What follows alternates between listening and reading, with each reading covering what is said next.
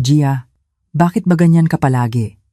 Ang kamay ng biyenan kong babae ay lumipad patungo sa aking ulo. Umaga ng araw na iyon sa kwarto ng ospital, nakatingin ang lahat mula sa mga matatandang pasyente hanggang sa pagdating ng aking bayaw na si Kuya Ramon na may dalang mga mamahaling paper bag.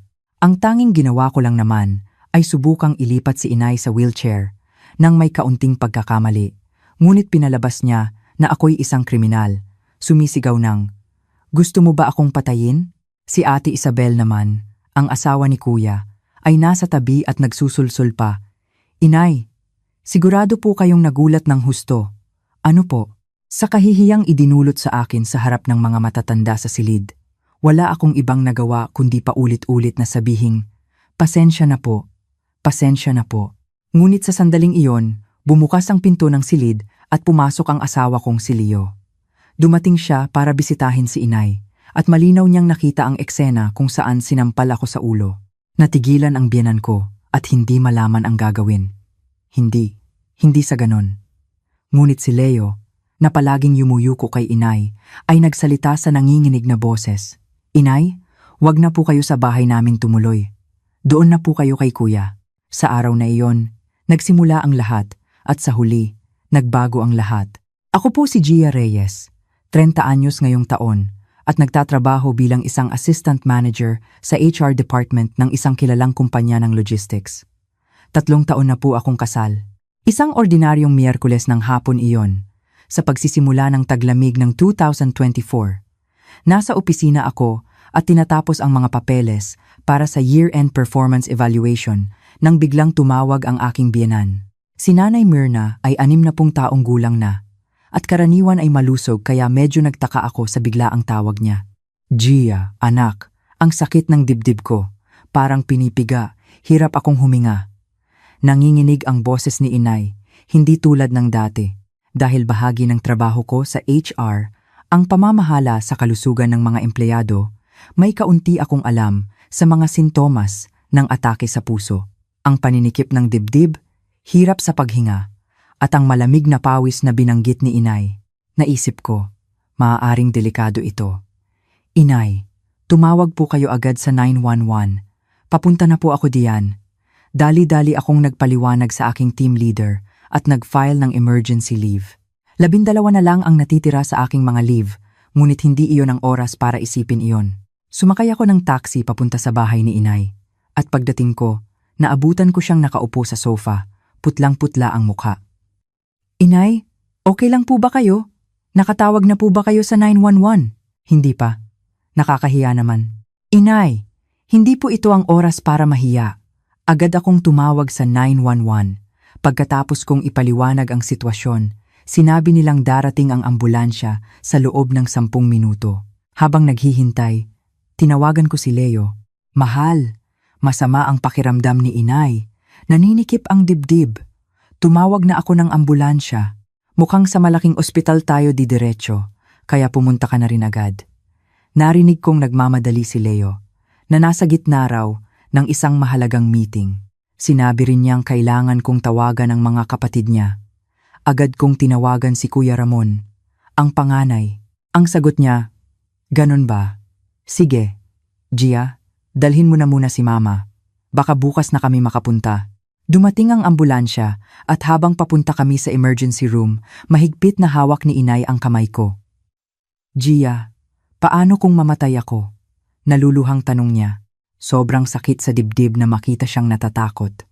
Magulo sa emergency room ng ospital. Dinala ng mga staff si inay sa treatment room, habang ako naman ay abala sa pagpirma ng kung ano-anong papeles mula sa kumpirmasyon bilang tagapag-alaga hanggang sa mga consent form. Habang hinihintay namin ang resulta ng ECG, blood test, at CT scan, hingal na dumating si Leo. "Mahal, kumusta si inay?" "Wala pang resulta, pero sabi ng doktor, malaki raw ang posibilidad na atake sa puso."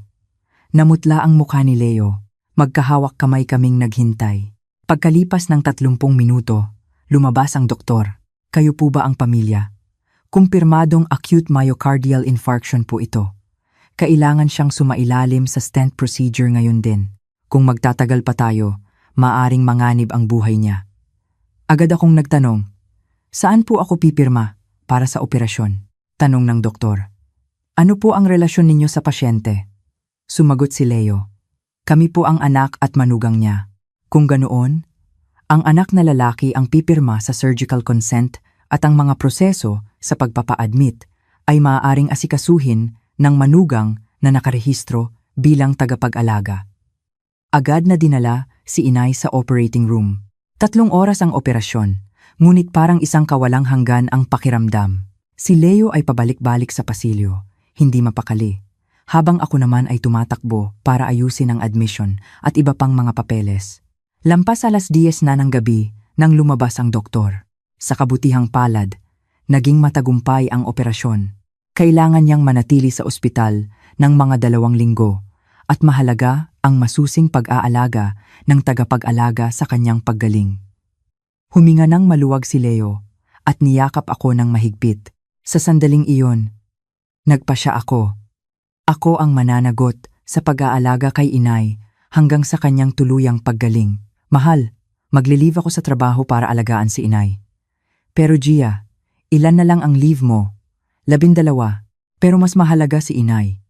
Nagpasalamat si Leo, ngunit may pag-aalala sa kanyang mukha. Iniisip niya ang trabaho ko at ang bigat na magiging pasanin ko. Pero buo na ang desisyon ko. Hindi ko kayang iwanan si inay nang mag-isa. Kinabukasan, pagkatapos ng isang gabi sa ICU, inilipat si inay sa isang regular na silid. Gising na ang kanyang diwa at nakakapagsalita na siya ng maayos. Ang una niyang sinabi ay, Gia, salamat. Paano na lang ako kung wala ka? Sa sandaling iyon, nakaramdam ako ng kasiyahan.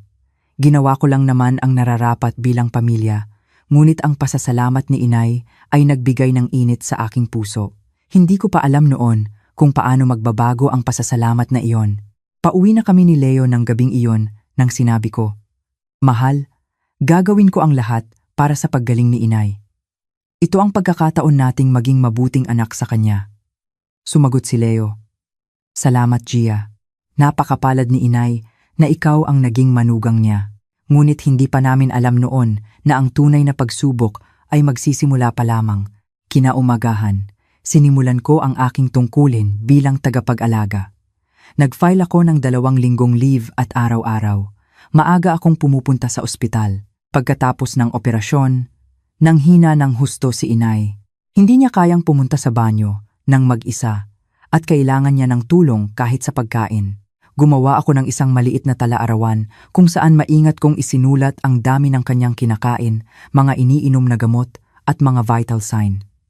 Gia, bakit mo pa isinusulat ang mga iyan? Inay, sabi po ng doktor, para makapagbigay tayo ng tamang impormasyon sa kanila kapag nag-round sila para makatulong sa paggaling ninyo. Noong una, namangha si inay. Sinusuri ko kung anong oras niya ininom ang gamot sa high blood, kung gaano karami ang ihi niya, at kung may pananakit ba sa dibdib. Minsan ay pinupuri niya ako. Talaga namang mabilis kumilos ang manugang ko. Ngunit kasabay ng papuri ay ang mga sermon. Gia, itaas mo pa ang unan ko. Hindi. Masyadong mataas. Hindi mo ba alam kung paano? Haay, ang bagal mo. Kung si Isabel lang ang nandito, siguradong maayos ang gawa. Tuwing nababanggit si Ate Isabel, nakakaramdam ako ng kaunting sama ng loob. 12 oras akong nasa ospital araw-araw, inaalagaan ang lahat ng pangangailangan ni inay, habang ang hipag ko ay hindi pa nagpapakita ni isang beses. Sa 3 araw, unang bumisita si Kuya Ramon. May dala siyang basket ng mga mamahaling prutas at nakipag-usap kay inay ng mga 30 minuto. Ngunit sa kalagitnaan ng kanilang usapan, may mga sinabi siyang nakapag-abala sa akin. Ma, kailangan niyong alagaan ang sarili niyo. May mga upa pa sa building na nakapangalan sa inyo at marami pang papeles na kailangang ayusin. Anak, bakit mo naman binabanggit yan ngayon? May sakit ang nanay mo. Hindi po, Ma. Mas mabuting ihanda na natin habang maaga. Baka mahirapan pa kayo kapag naging komplikado ang lahat. Habang nakikinig, nagtaka ako. Bakit ngayon pa nila pinag-uusapan ang ari-arian habang nakaratay si inay? Ngunit bilang manugang, Naisip kong hindi ko dapat pakialaman ang usapan ng pamilya, kaya nanahimik na lang ako. Pagkaalis ni Kuya Ramon, sinabi ni Inay, "Gia, talagang maaasahan ang panganay kong anak." Kahit may sakit ako, iniisip pa rin niya ang mga dapat gawin sa hinaharap. Sa isip ko, hindi niya ba nakikita na 3 araw na akong nag-aalaga sa kanya, araw at gabi? Ngunit hindi ko ito sinabi. Hindi naman ako pwedeng magreklamo habang may sakit si Inay. Lumipas ang 1 linggo. Malaki na ang igininhawa ng pakiramdam ni Inay at nakikipagkwentuhan na siya sa ibang mga pasyente. Gaya ng dati, tinutulungan ko siyang maghilamos at inihahanda ang kanyang pagkain nang biglang bumukas ng malakas ang pinto ng silid. "Inay, kumusta na po kayo?" Si Ate Isabel, may dalang magarbong bouquet ng bulaklak at isang mamahaling shopping bag. Biglang nagliwanag ang mukha ni Inay. "Naku, Isabel, anak, naparito ka." "Inay, nag-alala po ako ng husto. Siguradong matabang ang pagkain sa ospital, kaya nagluto po ako ng arroz caldo para sa inyo. At tingnan niyo po itong mga bulaklak. Maganda po ba? Paborito ninyong carnation ang pinili ko." Inilagay ni Ate Isabel ang mga bulaklak sa gitna ng silid at nagsimulang kumuha ng litrato gamit ang kanyang telepono. Nag-selfie sila ni Inay. Kinuhanan ng litrato si Inay na may hawak na bulaklak. "Inay, okay lang po bang i-post ko ito sa Instagram? Para marami ang magdasal para sa mabilis ninyong paggaling." "Sige, i-post mo. Ipaalam mo sa lahat kung gaano kabuti ang puso ng aking si Isabel." Nasa tabi lang ako. Inaayos ang mga gamot ni Inay. Nang maramdaman kong biglang nag-iba ang ihip ng hangin. Maging ang mga matatanda sa silid ay humanga kay Ate Isabel. Sinasabing isa siyang ulirang manugang. Hanggang ngayon, tandang-tanda ko pa ang sinabi ni Inay habang kumakain ng arroz caldo na dala niya. Talaga namang pinakamasarap ang luto ni Isabel. "Gia, dapat matuto ka sa kanya kung paano magluto ng ganito." Sa loob ng 1 linggo, araw-araw akong nagluluto ng lugaw mula sa bahay ayon sa panlasa niya. Ngunit parang kinalimutan na niya ang lahat ng iyon. Nanatili si Ate Isabel ng mga 2 oras, masayang nakikipagkwentuhan kay Inay. Ngunit sa gitna ng usapan, may mga sinabi siyang nakapag-abala sa akin. "Inay, dadalasan ko po ang pagdalaw. Si Gia po ay may trabaho at siguradong nahihirapan na siyang mag-isa."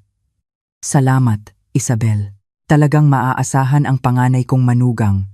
Gia, salamat sa pagod mo. Nandito na ako para pumalit sa'yo, kaya pwede mo nang asikasuhin ang trabaho mo." Sa unang dinig, parang tinutulungan niya ako, pero hindi ako mapakali. Tila ba ipinapahiwatig niyang hindi ko nagagawang maayos ang pag-aalaga. Pagkaalis ni Ate Isabel, sinabi ng isang matanda sa silid kay Inay, "Napakabait naman ng panganay mong manugang. Isang biyaya ang magkaroon ng ganyang manugang." Sumagot si Inay, "Talaga? Mula pagkabata, mabuti na ang puso ni Isabel. Siya ang pinakamahusay na manugang sa aming pamilya." Nang marinig ko iyon, parang may kung anong kumirot sa puso ko.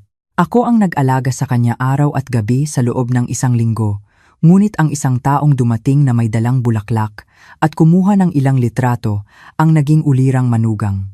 Nang gabing iyon, pag-uwi sa bahay, ikinuwento ko lahat kay Leo. "Mahal, nasaktan ako kanina. 1 linggo kong inalagaan si Inay, pero pagdating ni Ate Isabel na may dalang bulaklak at kumuha ng ilang litrato, biglang nag-iba ang lahat." Hinaplos ni Leo ang balikat ko at sinabing, "Gia, maselan lang si Inay ngayon dahil may sakit siya. Alam ko kung gaano ka nagpapakahirap. Konting tiis na lang." Naisip kong tama si Leo. Dahil may sakit si Inay, marahil ay hindi siya tulad ng dati. At marahil ay natuwa lang siya sa pagdating ng panganay niyang manugang. Pinilit kong intindihin. Ngunit ang mga katulad na pangyayari ay paulit-ulit na nangyari. Ang araw-araw kong pag-aalaga ay naging isang ordinaryong bagay na lang, habang ang maliliit na bagay na ginagawa ni Ate Isabel sa kanyang mga madalang na pagbisita ay naging isang espesyal na pagpapakita ng kabutihan. Hindi ko pa alam noon na hindi ito isang simpleng hindi pagkakaunawaan, kundi isang planadong pangyayari. Pagsapit ng 2 linggo ng pananatili ni Inay sa ospital, itinakda na ang araw ng kanyang paglabas. Nang sabihin ng doktor, maganda na ang kanyang recovery, maaari na siyang umuwi bukas, Nakahinga ako ng maluwag. Naisip ko, sulit din pala ang paggamit ko sa lahat ng 12 araw ng aking leave. Ngunit isang araw bago siya lumabas, mas maagang dumating si Ate Isabel kaysa dati. Sa pagkakataong ito, mas malaking bouquet ng bulaklak at isang mamahaling bag ang dala niya. Inay, bukas na po ang labas ninyo ano? Congratulations po. Isabel, anak, nag-abala ka pa. Isang Chanel bag ang dala ni Ate Isabel. Mahilig si inay sa mga branded na gamit, ngunit ito ang unang beses na nakita ko siyang makatanggap ng ganito kamahal na regalo. Inay, gusto ko po itong ibigay bilang selebrasyon sa paglabas ninyo. Masayang-masaya po ako na malusog na kayo. Ang lahat ng mga matatanda sa silid ay humanga. Wow, ang galing naman ng manugang niya. Saan ka makakahanap ng ganyang manugang? Kitang-kita ang saya sa mukha ni inay. Ngunit biglang nagsalita si Ate Isabel sa akin. Gia, pagkatapos lumabas ni inay, ako na ang mag-aalaga sa kanya. Sobra ka nang nahirapan sa pag-aalaga habang nagtatrabaho ka pa. Noong una, akala ko ay inaalala niya ako. Sa katunayan, pagod na ako sa loob ng 2 linggo. Ngunit nang makita ko ang reaksyon ni inay, may naramdaman akong kakaiba. Tama ka, Isabel. Napakabuti talaga ng puso mo. Si Gia naman, may trabaho pa at abala. Inay, simula ngayon, araw-araw ko na po kayong dadalawin. Papalitan ko na si Gia sa pag-aalaga sa inyo. Sa sandaling iyon, napagtanto ko. Hindi lang ito simpleng pag-aalok ng tulong. Ito ay isang pag-agaw sa responsibilidad ng pag-aalaga. Ate, okay lang po, kaya ko pa naman. Gia, sobra ka nang napagod. Hayaan mo na sa akin. Ako na ang bahala para maging komportable si inay. Naging matigas ang tono ni Ate Isabel na parang sinasabing hindi ko naintindihan sa unang sabi. Pagkatapos ay kinausap niya si inay. Inay, paglabas ninyo, sa bahay na po kayo tumuloy. Maliit lang po ang kondo ni Gia. Ang bahay po namin ay maluwag, maraming kwarto, at nasa ground floor lang, kaya mas madali po kayong makakagalaw. Biglang nagningning ang mga mata ni inay. Talaga, Isabel, pero hindi ba't magiging abala lang ako sa inyo? Anong abala po? Natural lang po na alagaan namin kayo. Sabi nga po ni Ramon, gusto na niya kayong makasama sa bahay. Gulat na gulat ako sa narinig ko. Akala ko, sa amin siya uuwi, ngunit biglang napunta sa bahay ng panganay. Hindi ko alam ang sasabihin. Inay, ang bahay po namin ay sapat na. Gia, tama si Isabel. Iisa lang ang kwarto sa inyo, magiging abala lang ako. Mas maluwag sa bahay ni na Ramon. Mas mabuti kung doon na lang ako. Dahil si inay na ang nagpasya, wala na akong nagawa. Ngunit may kakaiba akong naramdaman. Tila ba kinalimutan na niya ang 2 linggong pag-aalaga ko at biglang si Ate Isabel na ang naging tagapagligtas. Nang hapong iyon, sinabi ng isang matanda sa silid kay inay, napakabuti naman po ng panganay ninyong manugang. Bukod sa mamahaling regalo, sa bahay pa niya kayo patutuluyin. Ipinagmamalaki namang sumagot si inay. Talaga? Mula pagkabata, mabuti na ang puso ni Isabel. 7 taon na siyang kasal sa anak ko, pero ni minsan ay hindi siya sumagot sa akin. Nagtanong ang isa pang matanda. Kumusta naman po ang pangalawang manugang ninyo? Sandaling tumingin sa akin si inay at nagsalita. Hindi naman masamang bata si Gia, pero medyo matigas ang ugali. Hindi kasing init ng puso ni Isabel. Parang sinaksak ang puso ko nang marinig ko iyon. 2 linggo kong inalagaan siya mula umaga hanggang gabi. Ngunit ang nakuha kong puna ay matigas ang ugali. Pumunta ako sa banyo at umiyak ng mag-isa. Ibinuhos ko ang lahat ng aking pag-aalaga. Nag-alarm pa ako para hindi makaligtaan ang oras ng kanyang gamot. Araw-araw akong naghahanda ng iba't ibang ulam para ganahan siyang kumain, at kapag hindi siya makatulog sa gabi, sinasamahan ko siyang magpuyat at makipagkwentuhan. Ngunit ang isang bouquet ng bulaklak at mamahaling regalo ang naging mas malaking sukatan ng pagiging mabuting anak. Paglabas ko ng banyo, pabalik sa silid, narinig kong may nag-uusap sa pasilyo tungkol kay inay. Napakapalad naman ng matandang iyon. Ang bait ng panganay niyang manugang. Oo nga, sabi nila, masusungit daw ang mga manugang ngayon, pero yung isa, talagang uliran. Sa sandaling iyon, napagtanto ko. Ang mga tao ay humusga lamang sa kung ano ang nakikita sa panlabas. At ganoon din si inay. Nang gabing iyon, pag-uwi, ikinuwento ko lahat kay Leo. Mahal, hindi ko talaga maintindihan. Ano ba ang ginawa ko sa loob ng 2 linggo? Nagpasya si inay na sa bahay ni na kuya tumuloy. Anong gagawin natin? Nag-isip sandali si Leo at nagsalita. Kung iyon ang gusto ni inay, hayaan na lang natin. Mas maluwag naman talaga sa bahay ni na kuya. Sa unang pagkakataon, ang sama ng loob ko ay naging galit. Parang kinakampihan pa ni Leo si inay. Mahal, hindi iyon ang punto. Ibig sabihin ba, walang halaga ang 2 linggong pag-aalaga ko? Gia, hindi sa ganoon. Hindi, tama ka. Pangalawang manugang lang naman ako. Kahit anong gawin kong pag-aalaga, hindi nito matatalo ang isang bouquet ng bulaklak ni Ate Isabel. Nang gabing iyon, unang beses kong napagtanto. Hindi ito simpleng hindi pagkakaunawaan o pagkakamali.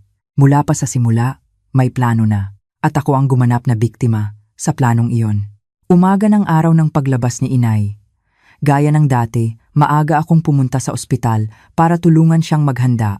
Huling check-up sa doktor, huling bilin mula sa nurse, at pagkuha ng mga reseta. Pakiramdam ko, tinatapos ko na ang lahat ng ginawa ko sa loob ng 2 linggo. Gia, handa na ba ang wheelchair? Opo, inay. Kailangan po nating gumamit ng wheelchair hanggang sa unang palapag. Inililipat ko na si inay mula sa kama papunta sa wheelchair. Dahil kalalabas lang niya sa operasyon, kailangan itong gawin ng maingat. Inalalayan ko ang braso ni inay para dahan-dahan siyang makatayo, ngunit bigla siyang sumigaw ng aray at napangiwi. Inay, okay lang po ba kayo? Ang dibdib ko, hindi ba't masyado kang mabilis? Maingat naman ang pag-alalay ko, kaya nagulat ako sa reaksyon niya. Pasensya na po inay, mas dahan-dahan po ako. Ngunit biglang nagsimulang magalit si inay. Gia, bakit ba ganyan ka palagi? May sakit na nga ang tao, ganyan ka pa kumilos. Inay, maingat naman po ako. Maingat? Gusto mo ba akong patayin? Biglang lumakas ang boses ni inay kaya napatingin sa amin ang lahat sa silid. Nasa tabi rin namin si Ate Isabel. Naisip kong kailangan kong mag-sorry agad, kaya yumuko ako. Pasensya na po inay. Kasalanan ko po. Sa sandaling iyon, lumipad ang kamay ni inay, patungo sa aking ulo. Isang malakas na tunog ang narinig ko at sumakit ang tuktok ng aking ulo. Dahil sa isang manugang na tulad mo, mamamatay ako. Natigilan ako. Nakatingin ang lahat ng tao sa ospital sa amin. Ang mga matatanda, mga yaya, kahit ang isang nurse na napadaan. Sumingit si Ate Isabel. Inay, nagulat po ba kayo? Okay lang po ba kayo? Isabel, muntik na akong mapahamak ng ganito. Masyadong padalos-dalos si Gia. Wala akong ibang nagawa kundi paulit-ulit na sabihing, pasensya na po, pasensya na po. Gusto kong magpaliwanag, ngunit hindi lumalabas ang boses ko. Sa ilalim ng lahat ng mga mata na nakatutok sa akin, pakiramdam ko ay ako talaga ang may kasalanan. Isang matanda sa silid ang umiling at nagsabi, ang mga manugang ngayon walang galang sa matatanda. Parang isang patalim na tumusok sa puso ko ang mga salitang iyon. Ang 2 linggo kong pag-aalaga ay naging walang galang sa isang iglap. Patuloy akong sinermonan ni inay. Gia, dapat mas maingat ka. Tingnan mo si Isabel, kung gaano niya ako kaingat na alagaan. Hindi pinalampas ni Ate Isabel ang pagkakataon. Inay, ako na po ang bahala sa inyo. Huwag na po kayong mag-alala. Sisiguraduhin kong hindi na mauulit ito. Sa sandaling iyon, sobrang sama ng loob ko. Sa loob ng 2 linggo, ni minsan ay hindi ako nagkamali. At para sa isang maliit na bagay na hindi man lang matatawag na pagkakamali, kailangan kong danasin ang ganitong kahihiyan sa publiko? Ngunit sa sandaling iyon, bumukas ang pinto at pumasok si Leo. Inay, handa na po ba kayo?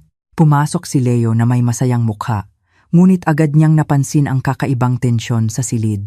At nang makita niya akong nakayuko, nagtanong siya kung anong nangyari. Anong nangyayari dito? Bakit ganyan kayo? Galit na nagsalita si inay. Leo, habang inililipat ako ni Gia sa wheelchair, masyado siyang marahas kaya sumakit ang dibdib ko. Wala talaga siyang pag-iingat. Sumingit si Ate Isabel. Leo, dapat mas naging maingat si Gia. Sobrang nagulat si inay. Sandaling hindi nagsalita si Leo. Tiningnan niya ako, pagkatapos si inay, at muli akong tiningnan. At nang mapansin niya ang marka ng kamay sa aking ulo, nagbago ang kanyang ekspresyon. Inay, sinampal niyo po ba si Gia? Kasi, nagkamali siya. Inay, tahimik ngunit matatag ang boses ni Leo. Ito ang unang beses na narinig ko siyang magsalita sa ganoong tono sa harap ni inay. Nakita ko po kung paano inalagaan ni Gia kayo sa loob ng 2 linggo. Mula umaga hanggang gabi, walang palya. Leo, pero ngayon, inay, nakita ko pong sinampal ninyo siya sa ulo. Natahimik ang buong silid. Dahil sa sinabi ni Leo, maging si inay at si Ate Isabel ay natigilan. Sa nanginginig na boses, sinabi ni Leo, Inay, wag na po kayo sa bahay namin tumuloy.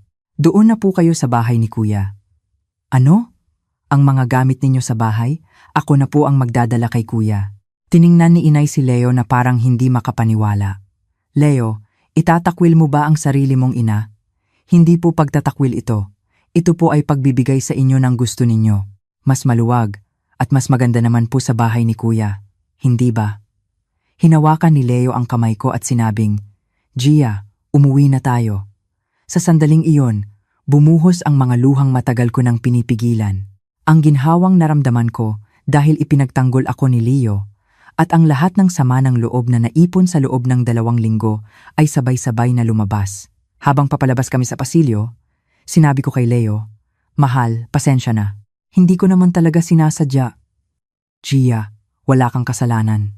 Sa loob ng 2 linggo, sino pa ba ang nag-alaga ng higit sa'yo? Pero si inay, nagkamali si inay, at nagkamali rin ako. Hinayaan kitang pasanin lahat ito ng mag-isa, at hinayaan kong mangyari sa'yo ang ganito. Matagal kaming nakatayo sa lobby ng ospital. Ito ang sandaling unang beses na pinili ako ni Leo kaysa kay inay. Ngunit hindi ko pa alam noon na ito pa lang ang simula. Nang hapong iyon, tumawag talaga si Leo sa isang moving company. Noong una, hindi ako naniwalang gagawin niya talaga iyon. Ngunit seryoso si Leo. Gia, ayusin na natin ang mga gamit ni inay. Dadalhin natin lahat sa bahay ni na Kuya. Habang inaayos namin isa-isa ang mga gamit ni inay, magkahalong emosyon ang naramdaman ko. Ang kumot na palagi niyang ginagamit, ang mga makeup niya. Habang inaayos ko ang mga ito, naramdaman kong tinatapos na talaga namin ang ugnayan. Mahal, sigurado ka ba dito? Baka lalo lang magalit si inay. Gia, sa tingin mo ba, okay lang ang nangyari kanina? 2 linggo kitang pinanood mag-alaga, tapos ganoon lang ang trato sa'yo? May halong galit ang boses ni Leo. Ito ang unang beses na nakita ko siyang magalit ng ganoon. Dumating ang mga tauhan ng moving company at inilagay sa mga kahon ang gamit ni inay. Mas marami pa pala kaysa sa inaakala ko. Mula sa mga damit, health supplements, libro, hanggang sa mga picture frame, ang mga bakas ng 3 taong paninirahan niya sa aming bahay. Si Leo mismo ang tumawag kay Kuya Ramon. Kuya, ang mga gamit ni inay, iiwan namin sa tapat ng bahay ninyo dahil gusto niyang diyan na tumira. Sa kabilang linya, narinig ko ang pagkagulat ni Kuya Ramon. Hoy, Leo, anong pinagsasabi mo? Ipapasa mo sa amin si Mama? Hindi ito pagpapasa. Ito ang gusto niya, di ba? Sabi ninyo, mas maluwag at mas maganda diyan. Nasisiraan ka na ba ng bait? Kalalabas lang ni Mama sa ospital tapos gaganyanin mo. Laki laning. Utoman maitu. Kalmadong sumagot si Leo. Kuya, sinampal ni inay si Gia sa ulo. Hindi kami pwedeng mamuhay kasama ang isang inang ganoon ang trato sa taong nag-alaga sa kanya ng 2 linggo. Pagkatapos ng tawag, sinabi sa akin ni Leo, Gia, magiging mahirap ito. Lahat ng kamag-anak natin ay sisisihin tayo kahit ang pamilya mo ay maaaring may masabi. Okay lang ba sa'yo? Sandali akong nag-isip, tama ba talaga ito? May sakit si inay? Tapos ganito namin tatapusin ang ugnayan? Ngunit sa sandaling iyon, naalala ko ang pagsampal sa akin ni inay kaninang umaga at ang mga tingin ng mga tao sa silid. Mahal, Gawin natin. Hindi ko na rin kaya. 6:00 ng gabi, inilagay namin ang mga gamit ni inay sa tapat ng apartment ni Kuya Ramon. Maayos naming inilagay sa tapat ng pinto at nag-text kay Kuya Ramon. Wala pang 30 minuto, tumawag siya. Hoy Leo Santos, nababaliw ka na ba talaga? Itinapon mo ang mga gamit ni Mama sa tapat ng pinto. Kuya, hindi itinapon. Dinala sa lugar kung saan siya titira. Itinatakwil mo si Mama, suwail kang anak. Nanginginig ang boses ni Leo, ngunit matatag. Kuya, may ibang suwail dito. Hindi ba't ang totoong suwail ay ang taong ginawang collateral ang titulo ng building ni inay para umutang ng pera? Ano? Paano mo nalaman? Alam ko ang lahat. Alam ko kung bakit puro ari-arian ang bukang bibig ninyo kahit may sakit si inay. Nang gabing iyon, sunod-sunod ang tawag mula sa aming mga kamag-anak, mula sa tiyahin hanggang sa tiyuhin at mga pinsan. Lahat sila ay tumatawag para sisihin kami. Leo, paano mo nagawang itakwil ang iyong ina? Gia, kahit anong kasalanan pa niyan, hindi mo dapat pinalayas ang biyenan mo. Ang pinakamasakit ay ang tawag mula sa sarili kong ina. Gia, anak, bakit mo ginawa iyon? May sakit ang biyenan mo, dapat nagtiis ka. Ma, 2 linggo ko po siyang inalagaan ng buong puso, tapos sa araw ng paglabas niya, sinampal pa niya ako sa ulo. Biyenan mo pa rin siya. Siguradong may ginawa kang mali kaya siya nagalit. Hindi naman magagalit ang matatanda ng walang dahilan.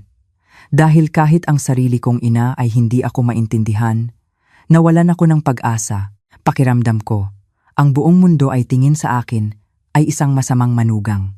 Nang gabing iyon, nakaupo kami ni Leo sa sala na walang laman at nag-usap. Mahal, nagkamali ba tayo? Lahat sila, sinisisi tayo. Hinawakan ni Leo ang kamay ko at sinabing, Gia, ang tahanang hindi ka nirerespeto ay hindi tahanan. Nakita ko kung paano ka nahirapan sa loob ng 2 linggo. Hindi makatao ang trato sa'yo. Pero may sakit si inay. Dahil ba may sakit siya? Pwede na siyang manakit ng iba? Lalo na ang isang taong nagbuhos ng buong pag-aalaga tulad mo? Hanggang ngayon, tandang-tanda ko ang sinabi ni Leo. Gia, ngayon ako nagpasya. Bago ako maging anak ni inay, magiging asawa mo muna ako. Hindi ko na ipaglalaban ang isang relasyong hindi ka nirerespeto. Sa sandaling iyon, naantig ang puso ko. Ito ang unang beses na pinili ako ni Leo sa pagitan namin ni inay. Mahal, salamat. Ayoko na ring magpaapi. Ngunit hindi namin inaasahan na ito palang pala ang tunay na simula. Sina Kuya Ramon at Ate Isabel ay may plano na hindi kami hahayaang manahimik dahil para sa kanila may mas malaking layunin. Ang titulo ng building ni inay, lumipas ang 2 linggo matapos naming ipahayag ang aming paghiwalay.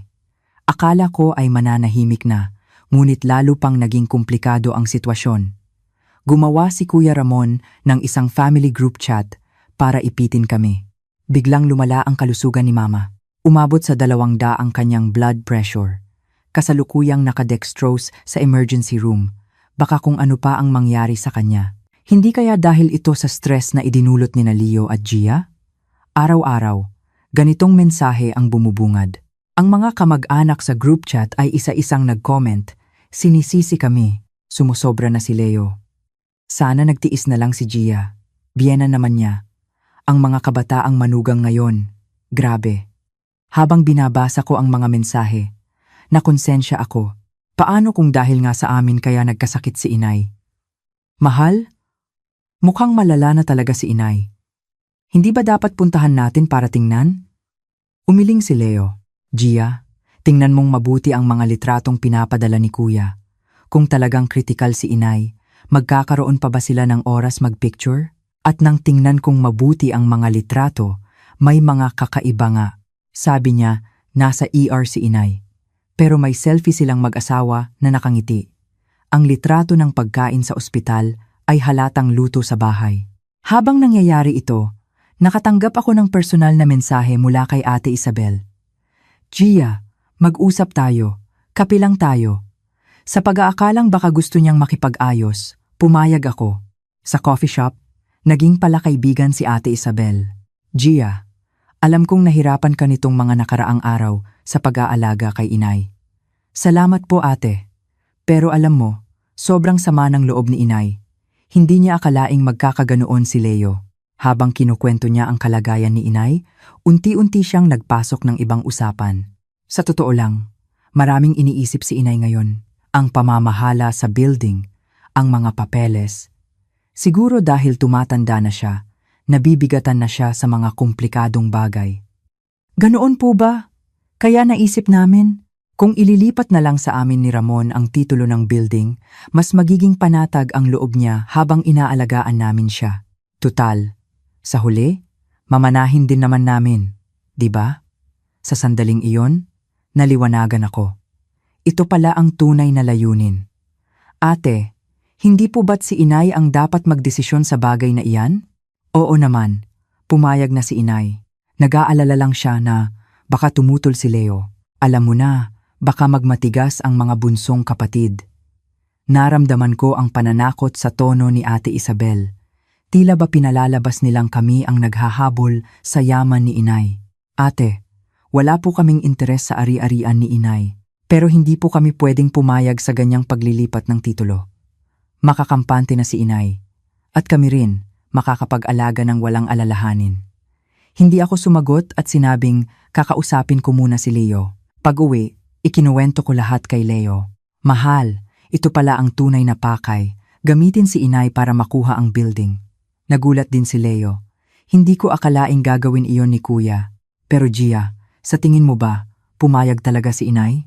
O kinumbinsi lang siya ni kuya, sinasabing tayo ang suwail? Pinag-isipan namin kung paano lulutasin ang sitwasyon. Kung hahayaan lang namin, hindi makatarungan. Kung lalabanan namin, hindi kami sigurado kung mananalo. Doon nagmungkahi si Leo. Gia, kumonsulta tayo sa abogado. Alamin natin kung ano ang dapat nating gawin sa ganitong sitwasyon. Kinabukasan, pumunta kami sa isang law firm. Nang ipaliwanag namin ang buong sitwasyon, naging seryoso ang mukha ng abogado. Ito ay malinaw na gaslighting at isang pagtatangkang agawin ang ari-arian. Ang paggamit sa kahinaan ng isang pasyente para pilitin siyang ilipat ang titulo ay may legal na pananagutan. Nakatulong ang payo ng abogado. Una, i-record ninyo ang lahat ng usapan at itabi ninyo ang medical records ng biyenan ninyo. Magagamit iyan bilang ebidensya at alamin ninyo kung talagang kusang loob niyang gustong ilipat ang titulo. Kung may pamimilit o panlilinlang, maaari itong ipawalang bisa. Pagkatapos ng konsultasyon, medyo gumaan ang loob namin. Nalaman naming hindi kami dapat magpatalo na lang. Pag-uwi, nagplano kami ni Leo. Mahal, tama na ang pagtatago. Sasabihin ko kay inay ang totoo. Anong totoo? Na hindi lang sa ospital niya ako sinaktan. Sasabihin ko lahat ng tiniis ko noon dahil sa'yo. Nagulat si Leo. Gia, anong ibig mong sabihin? Ikinuwento ko kay Leo ang lahat ng tinago ko. Na hindi iyon ang unang beses na sinaktan ako ni inay. Na tuwing nagkakamali ako, sinasampal niya ako sa ulo. Ngunit hindi ko sinabi dahil ayokong maging komplikado ang sitwasyon para sa kanya. Namutla ang mukha ni Leo. Gia, hindi ko alam.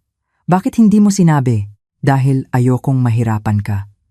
At inisip kong, biyenan ko siya, kaya kailangan kong magtiis. Nang gabing iyon, nagpasya kaming hindi na magtitiis. Ilalabas namin ang katotohanan at lalaban ng patas. Ngunit hindi rin nagpatalo sina Kuya Ramon at Ate Isabel. May mas malaki silang alas na inihahanda.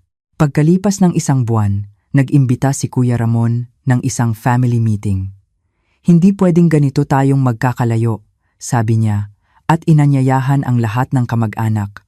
Ayokong pumunta. Alam kong ito ay isang patibong para ipitin kami. Ngunit sinabi ni Leo, Gia, ito na ang pagkakataon. May mga sasabihin din tayo. Huwag nating takasan. Harapin natin. Ang lugar ay isang malaking private room sa isang restaurant. Nandoon sina Kuya Ramon, Ate Isabel, ang aming mga tiyahin, tiyuhin, at pinsan. Dumating din si inay, at mukha siyang nangayayat. Unang nagsalita si Kuya Ramon. Ang dahilan kung bakit tayo nagtipon ngayon ay alam nating lahat. para pag-usapan ang kawalang galang ni Leo sa ating ina. Kawalang galang? Sumbat ni Leo, ngunit nagpatuloy si Kuya Ramon.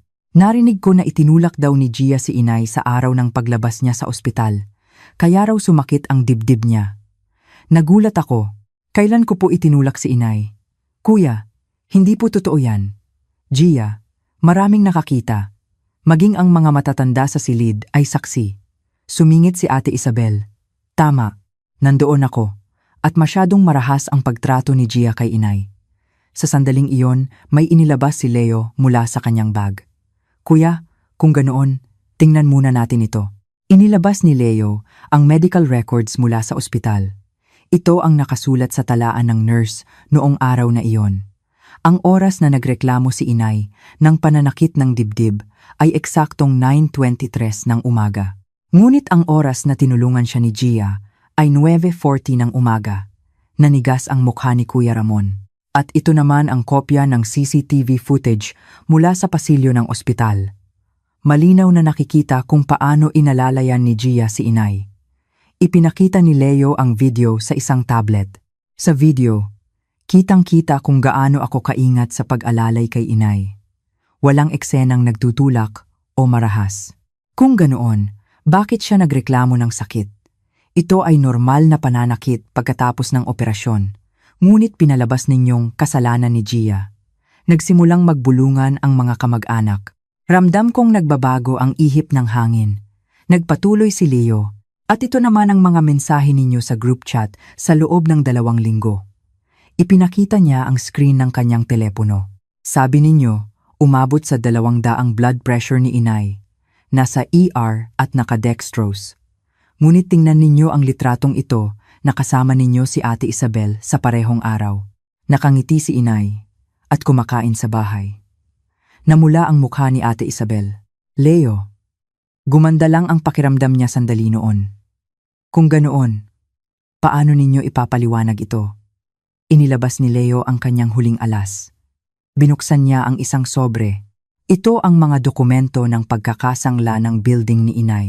Ang record na ginamit ni Kuya Ramon ang titulo bilang collateral para umutang ng 3 milyong piso para sa stock investment na tahimik ang buong restaurant. Namutla ang mukha ni Kuya Ramon.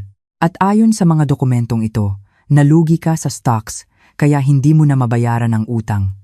Kaya balak mong ilipat na lang ng tuluyan ng titulo sa pangalan mo. Gulat na tiningnan ni inay si Kuya Ramon. Ramon, ano ito? Ma, kailangan ko lang ng pondo para sa negosyo.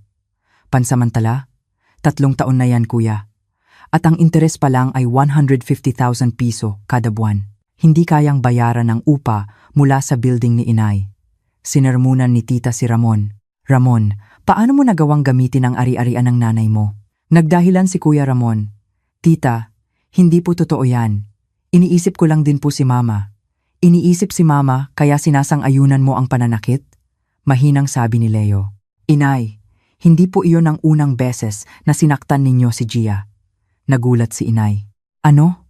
Alam ninyo ba kung ilang beses nang sinaktan ni inay si Gia sa loob ng 3 taon naming pagsasama tuwing wala ako sa bahay? Pinigilan ko si Leo. Mahal, tama na. Hindi Gia, ngayon na ang oras para sabihin lahat. Tiningnan ni Leo si inay. Naging ugali na ni inay nasaktan sa ulo si Gia kapag nagagalit siya. Ngunit hindi ito sinabi ni Gia para protektahan ang dangal ni inay. Natigilan si inay. Ako ba? Inay, nakalimutan ninyo na ba kung paano kayo inalagaan ni Gia sa loob ng 2 linggo? Ginamit niya lahat ng leave niya, nag-alaga sa inyo, araw at gabi.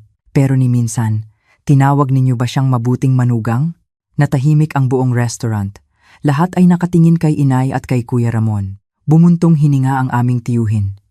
Ramon, sumusobra ka na. Ginamit mo pa ang sakit ng nanay mo para sa pera. Gia, pasensya na. Napagod ka pala ng husto. Nagkamali kami. Sa unang pagkakataon, yumuko si inay. Nagkamali yata ako. Sa sandaling iyon, naramdaman kong nagsisimula ng matapos ang lahat ng gulo. Ngunit mayroon pang huling kabanata. Pagkatapos ng family meeting, ilang araw na naging tahimik. Abala si Kuya Ramon sa pag-aayos ng kanyang utang at hindi tumawag si inay kaninuman. Pagkalipas ng 1 linggo, si inay mismo ang tumawag sa akin. Gia, anak, pwede ba tayong mag-usap? Kasama ko si Leo na pumunta para makipagkita kay inay. Mukha siyang nanghina. Gia, maupo ka. Mahinahon ang boses ni inay, hindi tulad ng dati. Inay, kumusta na po ang pakiramdam ninyo? Okay na ang katawan ko, pero ang puso ko, hindi mapakali. Matagal siyang nanahimik bago nagsalita. Gia, tungkol doon sa pananakit ko sa'yo, pasensya na. Nagulat ako. Hindi ko inaasahang hihingi siya ng tawad. Inay, inisip ko kung bakit ko nagawa iyon. Siguro dahil may sakit ako at natatakot sa ospital. Pero hindi iyon dahilan. Nagpatuloy siya. Masyado kitang binaliwala. Ang lahat ng ginagawa mo, akala ko ay obligasyon mo lang at hindi ako nagpasalamat. Inay, okay lang po. Hindi okay. 2 linggo mo akong inalagaan ng buong puso, pero ano ang isinukli ko? Naluha si inay. Ang isang bulaklak na dala ni Isabel, tinawag ko siyang ulirang manugang. Pero ikaw na nag-alaga sa akin araw at gabi, binaliwala ko. Naluha na rin ako. Ang lahat ng sama ng loob ko ay unti-unting nawawala. Sinabi ni Leo. Inay, ginawa po ni Gia ang lahat. Ngunit nahirapan siya dahil hindi ninyo siya kinilala. Alam ko, tumatanda na siguro ako at nagiging makitid ang isip. Naniwala lang ako sa sinabi ni Ramon. Binanggit ni inay ang tungkol kay Kuya Ramon. Ang pagkakasangla niya sa building, hindi ko alam. Pinapirma lang niya ako sa mga papeles. Hindi ko alam na para doon pala iyon. Nalinlang din po pala kayo. Pero Gia, may isa akong tanong. Ano ang gusto mong mangyari ngayon? Nag-isip ako sandali. Ito na yata ang pagkakataon para sabihin ang lahat ng nasa loob ko. Inay, simula po ngayon, hindi na ako mag-aalaga kung hindi ako rerespetuhin bilang tao. Nagulat si inay. Anong ibig mong sabihin? Kapag sinaktan ninyo ako o ininsulto, aalis po ako. Ibig sabihin, hindi na ako magtitiis sa ngalan ng pagiging pamilya. Hinawakan ni Leo ang kamay ko. At kapag kailangan ninyo talaga ng tulong, gagawin ko po ang lahat para tumulong. Pero huwag ninyo po akong susubukan o didisiplinahin. Nag-isip ng matagal si inay at nagsalita. Gia, tama ka. Hindi kita tinrato bilang tao. Pero, pwede mo ba akong bigyan ng huling pagkakataon para ipakita na kaya ko talagang magbago? Tiningnan ko si Leo at tumango siya. Inay, bibigyan po namin kayo ng panahon. Pero may kondisyon. Anong kondisyon? Ang pagtatangka ni na Kuya Ramon at Ate Isabel na agawin ang ari-arian ninyo ay pipigilan namin sa legal na paraan. At dadalawin lang po namin kayo kapag talagang magaling na kayo. Mabigat na tumango si inay. At inay, sa ibang lugar na po kayo tumira, hindi sa amin. Mas makakabuti po sa ating lahat kung mamumuhay kayo ng mag-isa, sabi ni Leo. Kumusta po kaya ang bahay ninyo sa probinsya? Maganda ang hangin doon at tahimik, mas makakabuti sa paggaling ninyo. Sandaling nag-isip si inay at nagsabi, sige kaya, dito sa Maynila, si Ramon lang ang naiisip ko at naguguluhan ako. Baka mas mabuti nga kung sa probinsya na lang ako. At ganoon nga, nagpasya si inay na umuwi sa kanyang bahay sa probinsya. Si Kuya Ramon ay naging abala sa pag-aayos ng kanyang utang at hindi na nakalapit pa si Ate Isabel kay inay. Pagkalipas ng 1 buwan, tumawag si inay mula sa probinsya. Gia anak, ang gaan ng pakiramdam ko dito. Siguro masyado akong naging abala sa Maynila. Inay, ang mahalaga po ay malusog kayo. At Gia, salamat dahil hindi mo ako sinukuan. Nang marinig ko iyon, uminit ang puso ko. Pakiramdam ko. Sa wakas, makakapagsimula na kami ng isang tunay na malusog na relasyon ni inay. Ngayon, 1 beses sa 1 buwan namin siyang dinadalaw. Nagkikita kami ng walang bigat sa dibdib, may respeto sa isa't isa. Hindi na nagagalit si inay, tulad ng dati, at hindi na rin ako basta-basta nagtitiis. Dahil sa pinagdaanan namin, lalong tumibay ang pagsasama namin ni Leo. Natutunan naming hindi lahat ay sakripisyo sa ngalan ng pamilya, kundi ang pagbuo ng isang relasyon na may paggalang sa isa't isa. Kung iisipin ko ngayon, ang sinabi ni Leo noon na, Inay, sa bahay na po kayo ni Kuya Tumuloy, ang simula ng lahat. Ang isang salitang iyon ang nagpabago sa aming buhay. Ang pagtigil sa karahasan, sa ngalan ng pamilya, at ang pagprotekta sa dignidad ng bawat isa. Iyon pala ang tanging daan para makabuo ng isang tunay na kanlungan. Mga minamahal naming tagapakinig, maraming salamat sa inyong pananatili hanggang sa dulo ng kwento ni Gia. Nasaan man kayo ngayon? Anuman ang inyong ginagawa, nagmamaneho pa uwi, nag-aayos ng bahay, o simpleng nagpapahinga, nais kong maglaan ng sandali para kumustahin kayo. Ano ang tumatak sa inyong isip at puso matapos marinig ang kanyang pinagdaanan? Marahil, may ilang bahagi ng kanyang karanasan na sumalamin sa inyong sariling buhay. Nakararanas din ba kayo ng katulad na pagsubok? Nais naming marinig ang inyong mga saloobin, ang inyong mga kwento. Huwag po kayong mag-atubiling ibahagi ang inyong mga komento sa ibaba. Ang bawat isa sa inyo ay mahalaga, at ang inyong mga boses ay nagbibigay buhay sa komunidad na ito. Kung naantig kayo sa kwento ni Gia at kung nagbigay ito sa inyo ng aral o inspirasyon, hihilingin po namin ang inyong suporta sa pamamagitan ng pag-like ng video na ito at pag-subscribe sa aming channel. Ang bawat pag-like at pag-subscribe ay nagsisilbing lakas para sa amin upang magpatuloy na maghanap at magbahagi ng mga makabuluhang kwento. Muli, mula sa kaibuturan ng aming puso, maraming salamat hanggang sa susunod na pagkikita. Mag-ingat po kayo palagi.